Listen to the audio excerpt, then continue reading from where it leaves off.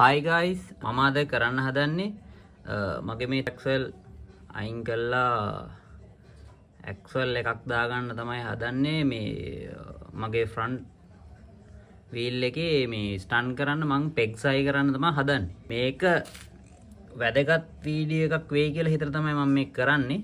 මෙන්න මේ එන6 ගලවලා දැන් අපි මෙතන ඇක්සල් එකක් මාරු කරනවා නම් අනිවාර්යයෙන්ම අපි මෙතන ග්‍රීස් පාවිච්චි කරන්න ඕනේ.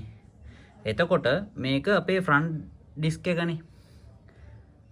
ඒක නිසා මෙන්න මේ ඒරියාස් ටික තමයි මේ අපේ කැලිපර් එකේ බ්‍රේක් පෑඩ්ස් වලට මේ සෙට් වෙන්නේ. ඒක නිසා ගොඩක් වෙලාවට අපිට මෙතන ග්‍රීස් කරන වෙලාවේදී අපේ අතේ පයේ ගෑවෙන ග්‍රීස් චුට්ටක් හරි මෙතන ගෑවුනොත් අපි ආයි මේක මේ සුද්ධ කරන්න ඕනේ. නැත්තම් අපේ බ්‍රේක් එක ලිස්සනවා, එක්ක බ්‍රේක් වැඩ කරන්නේ නැහැ, පෑඩ්ස් දෙක ආයි ගලවලා ක්ලීන් කරලා දාන්න වෙනවා.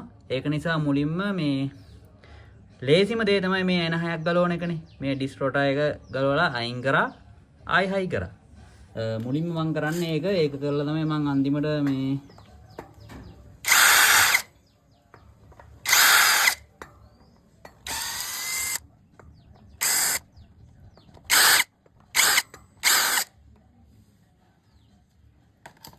ඇත්තටම ඔන්න ඔය පොඩි දේ කරාම තමන්ගේ ඩිස්ක් එකත්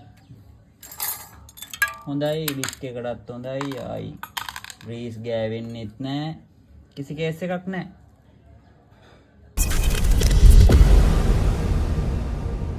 SLMTB boss.